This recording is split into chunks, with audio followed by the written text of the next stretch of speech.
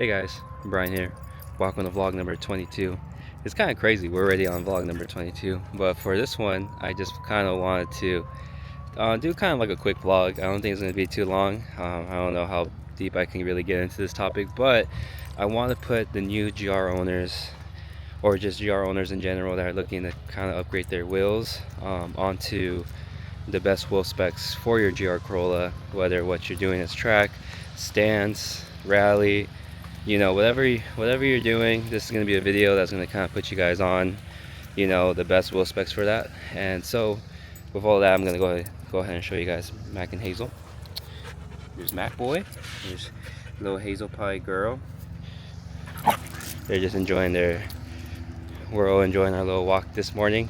Yeah, kind of peaceful morning, a little quiet, but yeah, anyways, I'll catch you guys after the sequence. So see you guys on the other side. Bye. Alright, so back in the GR. Right now I'm going to be heading to a local park here, and I'm just going to film the quick video that I said I was going to film. Back in the GR, I haven't driven it. I think it's been like 4 days, so I kind of miss it. And yeah, back in it, I really remember why I really love this car.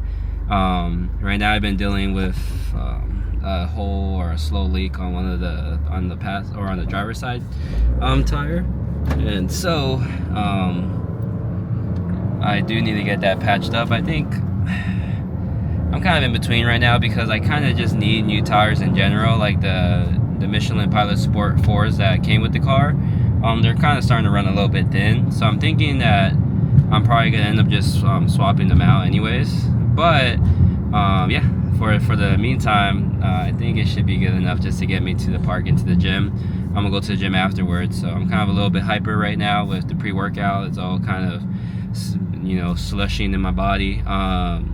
For those that, you know, love to work out and take pre-workout, you know what I'm feeling. For those that don't, you know, it's kind of like a big like just punch of, like, I wouldn't even say energy, it's more just focus. Like pre-workout for me, at least, because I don't really use all of the caffeinated pre-workouts, just because I know that drinking that much caffeine in general is pretty bad for you. And so, you know, I try to drink just they call them stem pre-workouts, which pretty much means the contraction that you're drinking is more of a focus booster instead of, I mean, so pretty much or for those that don't know, this is gonna be all off tangent. If you guys want to skip ahead, go ahead.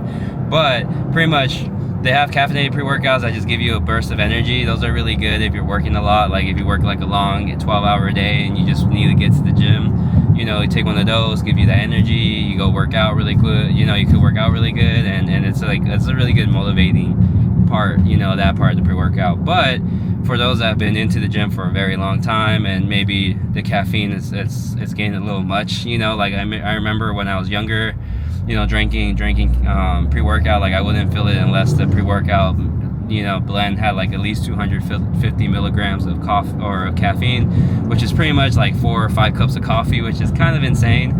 And so eventually I kind of got into non-stem pre-workouts, which pretty much they don't really carry caffeine, or if they carry caffeine, it's a natural based caffeine. It's not very heavily caffeinated. The one I used, it doesn't have any caffeine at all, but it does still improve your focus, it still improves your engagement, it still improves your actual, like, they call it the pump, right? And so that's kind of what I lean towards, and honestly, it works really well. Like, it still gives me that same feeling that pre would normally give me. It's just a little bit better for me, you know, mentally and long term. Like, I'm not gonna give myself a heart attack with this type of pre-workout. So anyways, back to the sequence, and I will see you guys once I park.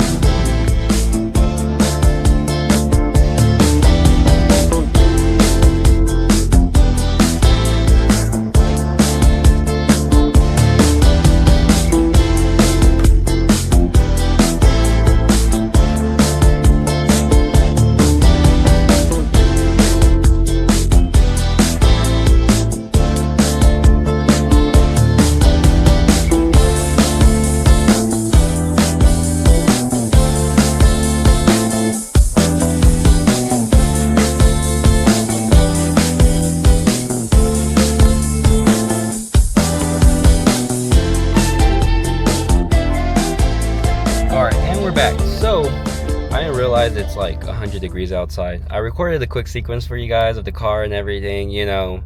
I was trying out this new CPL filter for the Osmo Pocket 3. So it's pretty much just like a polarizer for you camera guys.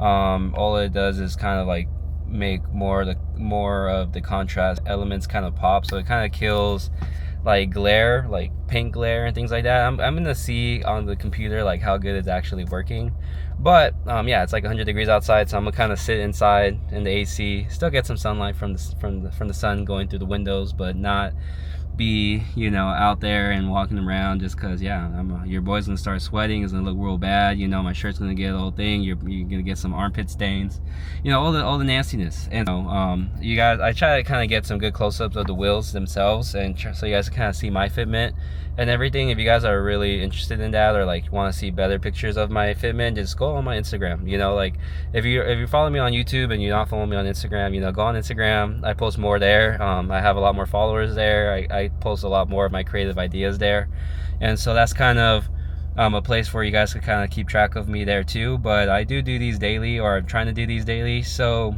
either way, you know, you can't go wrong with both. So back to the subject at hand. So you guys are looking into getting new wheels, right? And so I feel like with the with the wheel selection and buying and going into new wheels and kind of figuring out what your taste is or what you're looking for, I feel like everyone is always willing to give advice, and everyone's willing to give away their specs. And I feel like at this point, especially for the GR Corolla, you know, like it was pretty easy to find like the proper wheel spec, or at least find a wheel spec that was to your taste.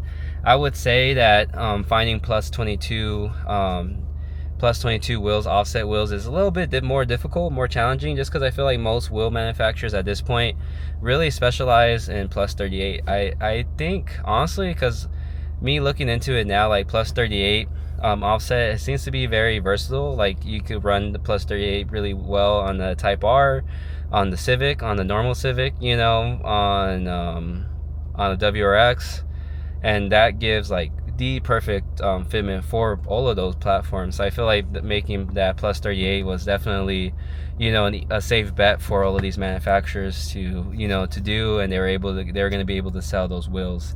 But with the Corolla, since it has such that wide body, right, it has the wide rear fenders, and it has like or like the wide body in the rear, and then it has like the extended fenders, you actually have to run plus 22. So pretty much, for those that are wondering or those that don't know, I run 18 by 9.5 plus 22 wheels. That's kind of like a custom offset, because even with Advan, so I'm running Advan wheels, RGD2s, and I'm not running the RG6s just because I couldn't really find them in the offset that I wanted to. And that's kind of the struggle that I'm seeing, is that every manufacturer is able to make plus 38 wheels, but the plus 38 wheels on the GR Corolla is going to have a pretty decent amount of tuck, which isn't a bad thing. I feel like it could be ideal for those people that are trying to do more rallying or more track setups, because you're able to run a very beefy tire with that, just because the tires, you're not going to run out of sidewall, or you're not going to rub on the fenders if your wheels are pretty tucked in. You know, you could run as fat of a tire as you really want. And so I'm not going to knock anyone that's running plus 38s or plus 35s, even plus 25s, just because I feel like all of those have their own functions. So I feel like all of those offsets that I really named off are going to be most ideal for most people. You know, if you just really want a functional setup, or you want the most meatiest tire for track use, you know, if you want to go as fast as you possibly can without having to worry about rolling fenders and all of that good stuff, just know that it's not going to be completely flush, you know. And for those that don't understand offset, pretty much there's negative offset, there's positive offset, and so when I'm saying plus 22, that's positive 22 offset pretty much, and that all has to do with the center of the wheel itself and where the actual mounting point is placed. So plus is going to push the wheel kind of more in, and that's going to pop the wheel out, versus negative is going to push the wheel out and it's going to suck the wheel in,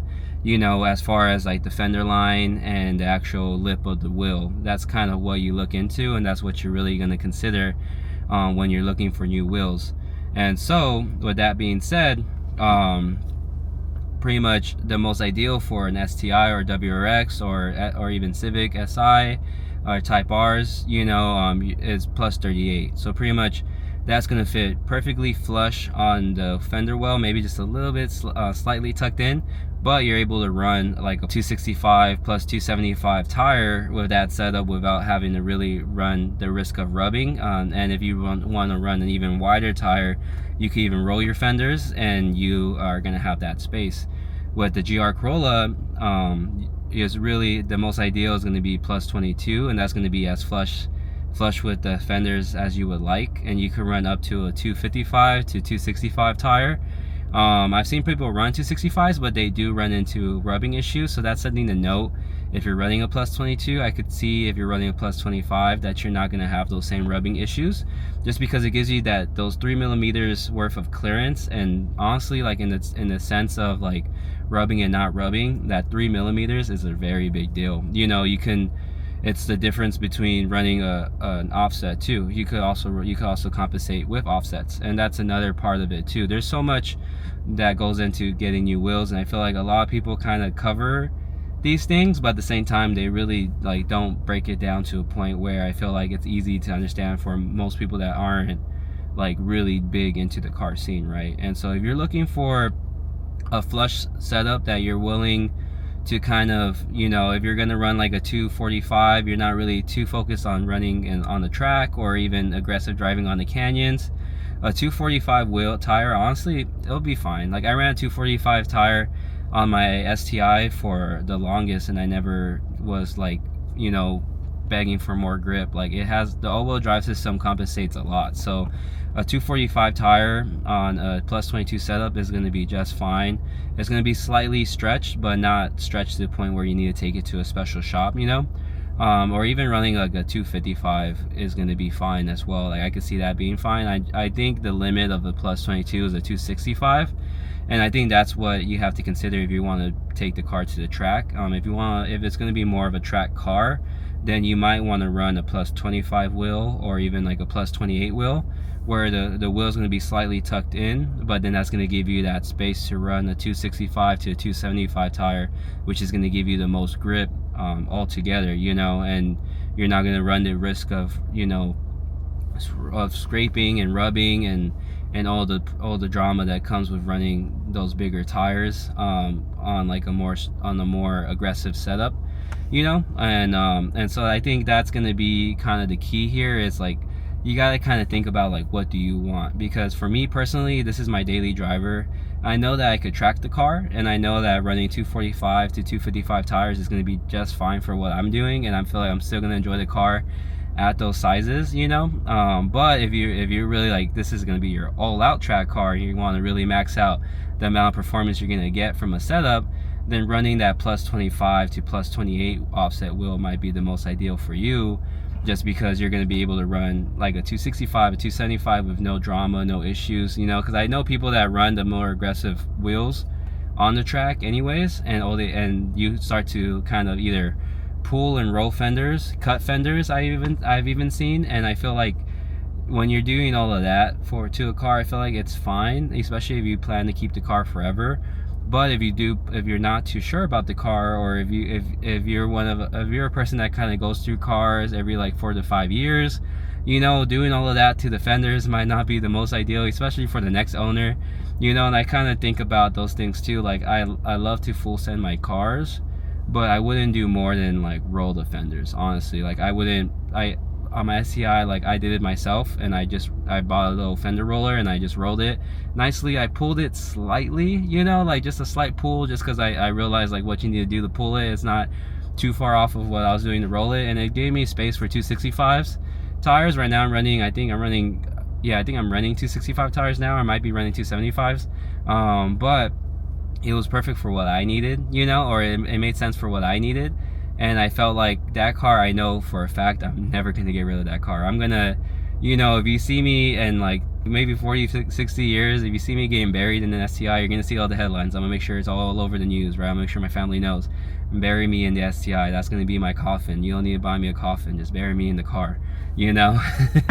And that's kind of how I feel about that car. And so anyway, so I knew that I wasn't gonna really get rid of it. But if you're kind of in the fence, or you're someone that likes to kind of trade in vehicles, or go, or like really enjoy a car, but then after, you know, sell it to the next person to enjoy, you know, like, you might want to run a less aggressive setup, because I feel like a plus 25 honestly is still gonna look better than stock. It's gonna be like right there anyways. Like, it's not, you're not gonna really notice too much of a difference because it's just 3 millimeters, but you're able to kind of run that bigger setup anyways without having to roll or do anything to the setup. Because I know, like, a buddy of mine, he's running plus 22s right now on 265 tires, but his tires are Falcons, so Falcons kind of run a little bit bigger in general. And so I know that he was kind of running into a lot of rubbing issues on like bumps and full turns. And I think that's kind of the issue when you get to running more aggressive wheels, is that you kind of find those limits. And for him, like, I think after driving it a while and kind of hitting those bumps, he kind of just stretched out his fenders himself, you know, and that's a way to do it too. But that's something that you have to consider. And if you want to run like the lowest possible setup, low and slow type of car, you know, and you want to, you know, that's when you kind of start getting into stretching tires and doing all of that. Like for me, like right now my tires are pretty stretched, but that's because I'm running the OEM tires on a wider wheel, and I just did that to save myself some money, just because luckily these cars come with 18-inch wheels from factory, so that way you're able to reuse those tires for a little bit longer. Because like for the STI, it came with 19s out of the factory, and I wasn't gonna run 19-inch wheels on my setup. That just wasn't really my taste. I always wanted to run 18. 18 is kind of like the standard, right? And so that's kind of something that I did to save a little bit of money, at least for the short term, get really the most life out of these tires as I can, and then buy a nice setup. So I think my next setup, my most ideal setup, is gonna be probably like some I think I'm gonna stay with Michelin Pilot Sport, but I'm gonna go with the all-season versions, just because I love to drive in the snow. I love to do road trips, and I know that those last forever, and they handle the snow and ice really well, where I felt like these Michelin Pilot Sport, just the normal versions, are a little bit more geared towards summer. I mean, I feel like they'll probably do the snow and the wet just fine, and I've driven these on the rain, and I noticed that they're just fine, you know. But that's kind of my mindset and my thinking with it, and I know that running the 255s is going to be just fine without having to roll and pull anything. And so so I think with that, I'm gonna kind of end it all here. I hope you guys kind of found this very useful, and if you guys are kind of considering buying new wheels, I think that's kind of your range. You want to stay definitely under 30, but staying within the 20s. You don't want to go 18s or anything crazy. Just plus 22 is like right at the flush. Plus 25 is going to be slightly tucked in, you know. Plus 28 is going to be a lot more tucked in. And so I think that's what you got to kind of consider. And then as well with all of that, I've seen people, I guess one more thing to add, sorry, I'm not going to end it here.